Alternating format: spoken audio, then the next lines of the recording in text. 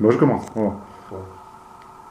Mémoire de mon père, séquence 14, Guyane, les amis de la maison. Les amis de la maison. Alors je crois que souvent des amis, des personnes, des copains venaient dans la maison Sherika pour jouer au ping-pong ou pour... Voilà, ça Il y c'était... a même des gens de Cayenne, les mauvaises elles disaient oui, c'est pas les amis de la maison, ils vivent dans la maison.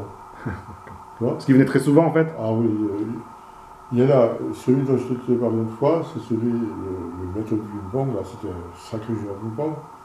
C'était Gracien Étienne, le fils de la libraire où papa achetait ses journaux et tout ça. Et ce Gracien Étienne-là, il avait un don, il était vraiment doué pour le tennis de table.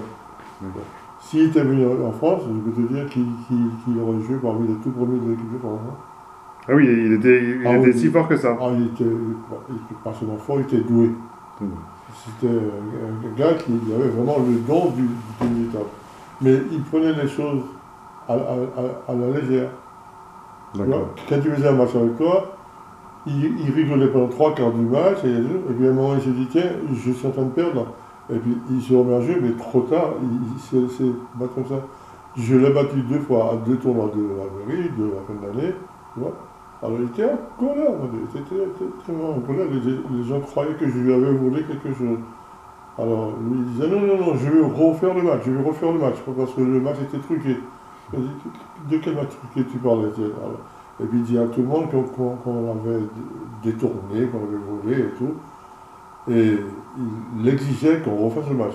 D'accord. Mais il a fallu attendre le représentant du maire, là, qui était le représentant de la salle où on jouait, qui a dit monsieur Gracien, vous faites du scandale pour rien, c'est pas la peine. Il y aura un autre championnat l'année prochaine. Vous reviendrez, bien évidemment. D'accord. Il essaie de l'apaiser, mais ça n'a pas été facile. Mais pour venir dans la maison, donc, il y avait... ça jouait toute la journée au ping-pong ou ça jouait aussi à d'autres sports Toute la journée au ping-pong. Papa nous avait acheté la table de ping-pong. On avait une grande salle à nous. Vraiment une grande salle, 2 fois plus grande qu'ici. Mais dans la maison, à l'intérieur de la maison. La grande salle en question, c'était la salle par laquelle je entrais pour aller vraiment dans le cœur de la maison après. D'accord. C'est une énorme maison qu'on avait en fait. C'est une sorte de loft, quoi, presque. Ah oui, absolument. C'est ça. Et là, il y avait une table de ping-pong qui était installée. Il y avait... Papa, à un moment, avait un de ses amis qui était menuisier. Et papa avait rendu des services et tout. Alors il a dit à papa, monsieur Soka, je n'ai pas d'argent, mais si vous me demandez de vous payer, je vous paierai. Et papa a eu une idée géniale, il a dit que ça tombe bien, mes enfants aimeraient bien jouer au ping-pong, au tennis de table, je vais leur acheter des balles et des raquettes, mais seulement pour la table, j'ai un problème. Il a dit, vous voulez plus de problème, puisque le problème est réglé pour moi. Dans une semaine, en une semaine, il a fait la table, il a peint, il a dit, c'est bien, alors il était nickel la Ah table. oui, super. Je ne sais pas où est passé cette table. Ils ont dû l'enlever le jour où... Cette maison-là où on habitait, elle appartenait à un monsieur qui s'appelle M. Cécilon. Vous la louiez, en fait, c'est ça? On l'a loué à M. Cécilon. Mais au début, M. Cécilon venait ça à papa en amitié, parce qu'il se connaissait très bien, il se fréquentait. M. Cécilon demandait des services financiers à papa. Papa lui demandait des services de l'autre côté, tu vois. Mais ils s'entendaient bien entre eux. Et je crois qu'il y a eu une bise, je ne sais pas trop quoi, mais je sais que papa n'a pas voulu nous dire comment ça s'est passé. Il est venu furieux un jour à la maison, il a dit jusqu'à ma mort, monsieur Cécilon ne rentrera pas dans cette maison. C'est ma maison, je paye suffisamment pour que je puisse dire que c'est ma maison. Après, il était en colère. Ils ont dit, je ne sais même pas s'ils se sont rafistolés par suite, mais enfin, ça s'est passé comme ça. Et le fils Cécilon, qui s'appelait Jean comme son père, mais Cécilon, c'était Jean Cécilon, il avait un fils, un seul grand-fils, à qui il a donné son même prénom, D'accord. Jean Cécilon.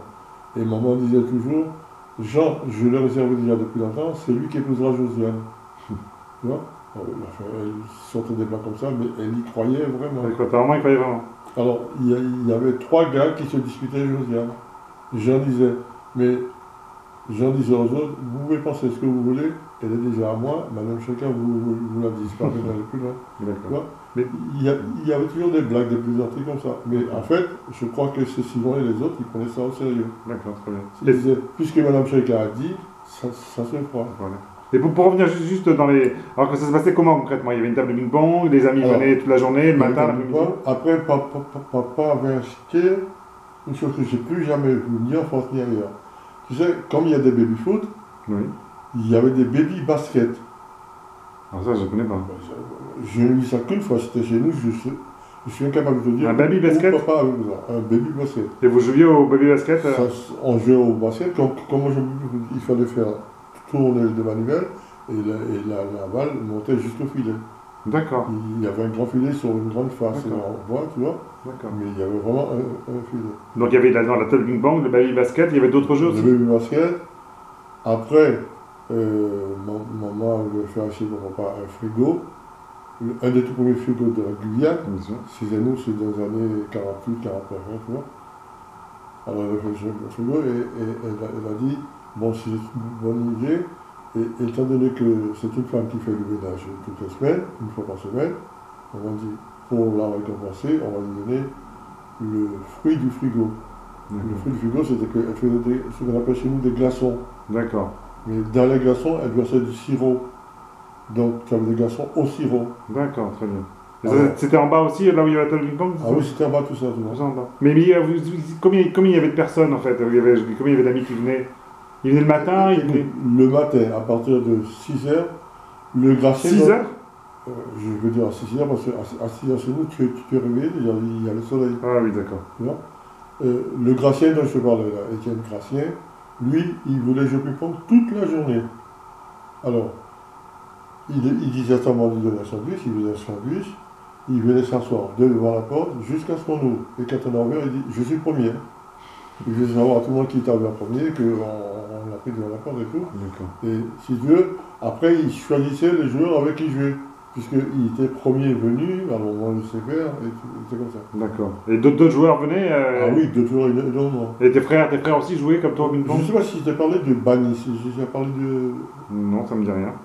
Ah ouais, c'était un de mes meilleurs amis, on jouait au ping-pong ensemble et tout, mais c'était un gars d'une famille très pauvre, tu vois, mais deux au foot aussi, il jouait aussi bien au ping-pong, aussi bien que moi, il était bon, D'accord. et si bien que le président de notre club, du club de foot, assez souvent, à la fin de la saison, il nous fait jouer quelques matchs. Il dit, bon, cette année, ça sera la lutte Chérika-Banis.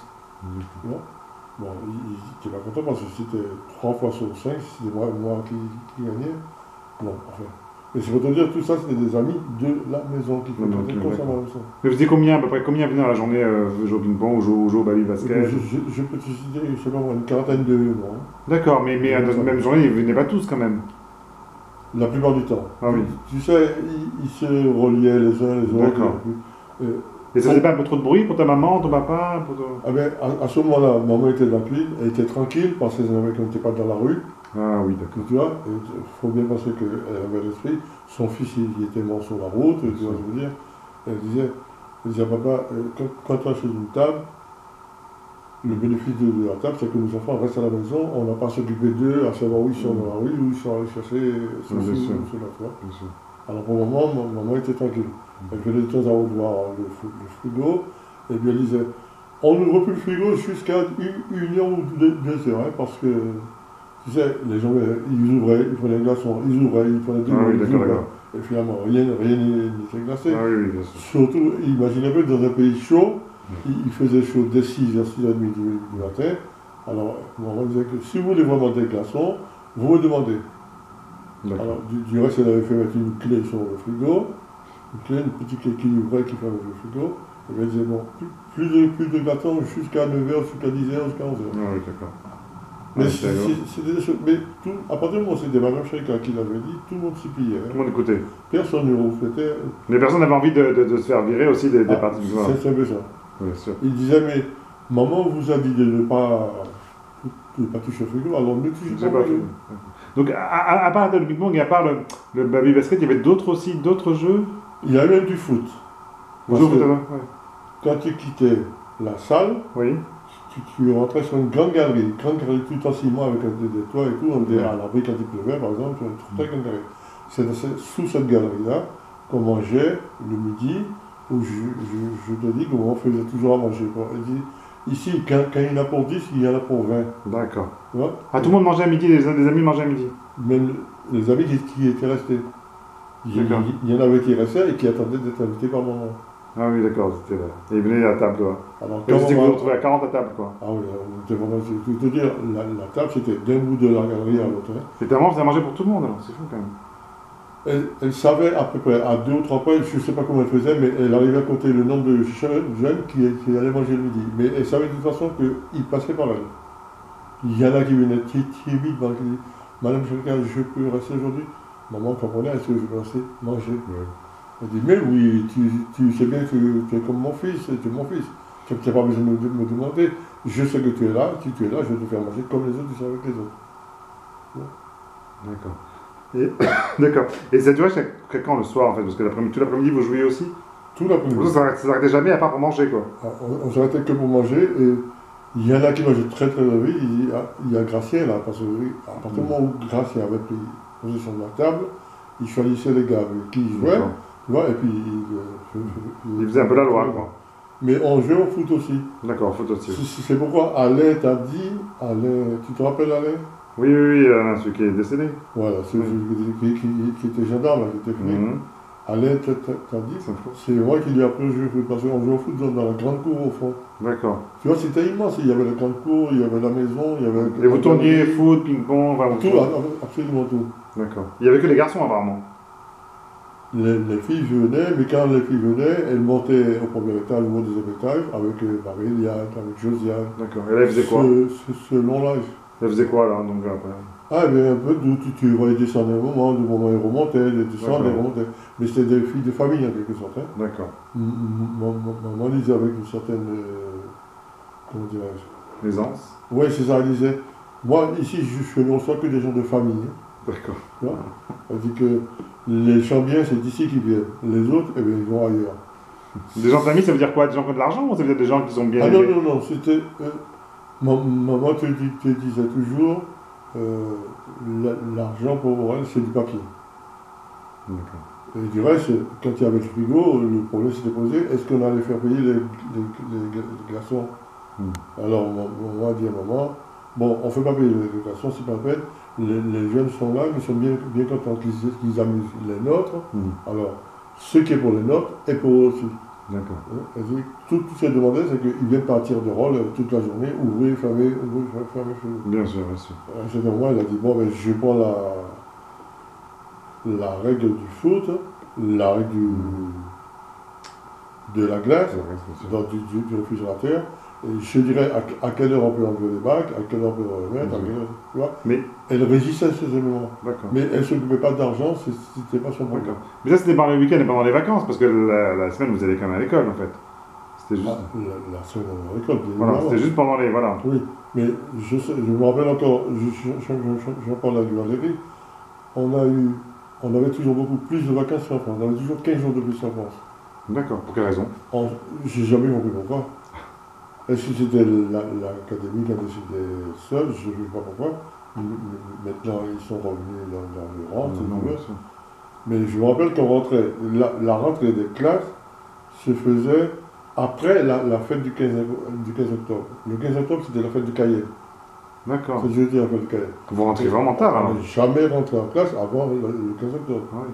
Mais peut-être c'est parce qu'il y avait des profs qui étaient des métropolitains et qui restaient plus longtemps. Il y a aussi ça. Ils avaient droit à un congé au bout d'un Supplémentaire. an ou 2 ans et ils allaient le faire en France et ils D'accord. revenaient pour la deuxième session. Oui, mais pour vous, c'est quand même une perte, hein, en fait, parce que c'est des jours de l'école en moins. Je me suis demandé après si c'était pas calculé de la part de l'administration. L'administration, moins on travaillait, mieux ça l'arrangeait.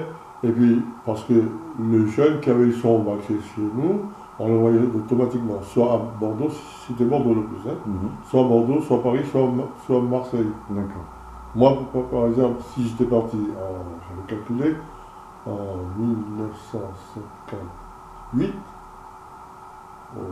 après le bac, on m'aurait donné une bourse et on m'aurait laissé le choix entre Bordeaux et Marseille. D'accord. Tu vois? Mais en fait, ça m'a tourné dans la mesure où j'ai eu des problèmes de, enfin, après ça, des problèmes de discipline. Je me suis fait mal voir par des professeurs européens qui voulaient plus me voir, tu vois. Et donc, c'est pour ça que tu as atterri à Marseille? J'ai atterri à Marseille parce que maman était déjà à Marseille. Ah oui, oui, d'accord, oui, c'est pas vrai. D'accord. Bon. Ah oui, c'est une autre chose. Je t'ai expliqué pourquoi maman était intéressée, parce qu'en fait, ils étaient partis tous les deux, Oui, avec oui, les enfants et tout. Mais papa avait dit à maman, Daniel, je te promets, je te serai fidèle jusqu'au bout. Je te laisse les enfants, tu feras la moitié de mon salaire chaque mois et tout. Il a dit ça devant tous les enfants. Et tu restes à Marseille. Et puis une fois qu'il avait repris l'avion pour Marseille, pour Cayenne, Ouais. il était en à Cayenne, il a oublié tout le monde. Il avait ses enfants. Avant de revenir des dizaines d'années plus tard? Avant de revenir tout malade des dizaines d'années plus tard. Même une vingtaine d'années plus tard. Pas des dizaines, je veux dire même plus, Ouais, plus. Une vingtaine d'années plus tard. Ah oui, je me souviens très bien. Mais pour revenir donc sur, parce qu'on parle de ça, de l'ambiance, donc cette ambiance-là, avec, est-ce que c'était une sorte c'était devenu chez vous un lieu prisé par, Ah, mais par les jeunes Cayennais, enfin on dit pas Cayennais, pardon, on dit les gens de Cayenne, c'est des Cayennais, oui. De Cayenne. Ouais. Par les jeunes de Cayenne. De Cayenne, ouais. Ça se bousculait au portillon, on peut dire, ou je sais pas comment dire ça. Ou alors c'est juste des amis qui venaient, pendant que vous connaissez bien, Non, vous êtes entre il y avait constamment du monde. constamment du monde. Du reste, il y avait deux entrées de la maison, il y avait le long couloir dont je te parlais la dernière fois, il y avait un long couloir dont la porte était jamais fermée. Donc, autrement dit, on pouvait venir nous cambrioler le soir, mais le gars qui nous avait cambriolé, le lendemain, on l'aurait su. Et ça aurait été sans fait, tu vois, parce que les gens qui venaient là n'admettaient pas qu'il arrive quoi que ce soit de mal pour nous. Bien sûr. Si tu veux, dans leur esprit, ils nous protégeaient. D'accord. Ils se protégeaient et ils nous protégeaient en même temps. D'accord. Mais c'est-à-dire que vous aviez donc, vous bénéficiez d'une certaine aura en Cayenne? Ah oui, La famille ça, on chacun. peut le dire. Tu sais, sans prendre le mot à la lettre et sans prendre le mot de façon extravagante, effectivement, la famille chacun. Du reste, quand Christian est mort, là, je te l'ai dit, il y a eu 3 kilomètres de champs qui suivaient l'enterrement. Alors, au fur et à mesure, des gens qui n'étaient pas du quartier, ils venaient dire qui c'est qui est mort. Alors, on se retournait vers lui, enfin, ne dis pas que vous ne savez pas que le jeune Sherika a été tué sur la route. Tu vois, ils engueulaient les gens parce qu'ils venaient demander des renseignements. D'accord, très bien. Ouais. Et donc, quel souvenir tu gardes, toi, de ces moments-là, de jeux à la maison, etc. Est-ce que c'est des bons souvenirs, des très bons souvenirs? Parce que, tu sais, on nageait, j'ai toujours dit aux gens que on n'a jamais pris l'habitude de l'argent. Tu vois? Maman en voulait à papa parce qu'elle savait que papa avait de l'argent, de caché, qu'il donnait comme ça. Et il fait comprendre à maman que si elle était plus malléable avec lui, il donnerait un peu plus d'argent. Mais il le gardait. Bien sûr. Parce que papa, si tu veux, il avait deux sources de salaire. Il avait son salaire de fonctionnaire, Bien sûr. tu vois, il était bien payé. Et l'autre source de salaire, c'est une chose que j'ai comprise longtemps après ces choses-là qui m'expliquaient le béaba de la chose. Il vivait avec une maîtresse, mais il n'allait pas vivre chez elle, mais il la voyait tous les jours. Une certaine madame, je lui prenais parler. C'est pas des grâces, c'est Robert. Non, le nom m'échappe, mais c'est mon Robert. Eh bien, cette dame-là, à la mort de son mari, elle a fait appeler à papa, d'abord pour les impôts, des trucs comme ça. Le nom revient, le nom repart. Bon, ben, c'est ça. Et donc, papa n'a pas eu de mal de venir le maître de la maison. Il y avait toute une salle de billard, puisqu'on parle de billard, oui, d'accord. mais vraiment de grand billard. Papa était le troisième joueur de billard, de billard. Alors, il y a cette madame, je dis toujours des gras, mais c'est un nom comme ça, comme on regarde des gras. Alors, elle avait laissé la maison entièrement entre les mains de papa. C'est lui qui la gérait. D'accord. Tu vois? Et donc il en tirait un bénéfice, c'est ça?